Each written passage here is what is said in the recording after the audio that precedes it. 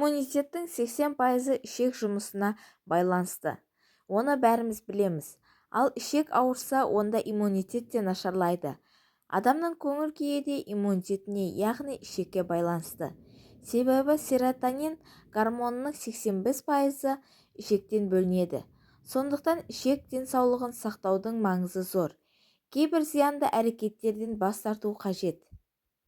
Ең бірінші зиянды әрекет – өңделген ет өнімдерін жеу. Оған шұжық, шұжықша, сарделка сынды өңделген тағамдарды жеуге болмайды. Оның орнына кәдімгі ет пен балықты жеңіз. Екінші, трансмайлы тағамдарды жеу. Фастфуд пен консерванттар, шұжық та осы санатқа жатады. Үшінші әдет – ішімдік ішу. Ішімдік ағзадағы дәрумендер мен ақуыздың сіңуіне зиян келтіреді. Бұдан ішек те зиян шегеді. Төртінші әдет – қуырылған ет бауыр мен ішекке, өтке ауырлыққа түседі. Қуырылған ет қорытылмай ұзақ жатады. Содан қабыну пайда болуы мүмкін. Мұның соңы қатерлі ісікке алып келуі ғажап емес. Бесінші әдет – жасұнығы мол тағамды жемеу.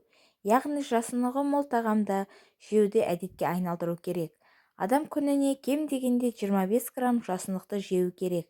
Оны жеміс-жидек пен көкөністен аламыз. Әсіресе ашытылған орамжапырақ, қияр сынды көкөністі жесек тіпті пайдалы.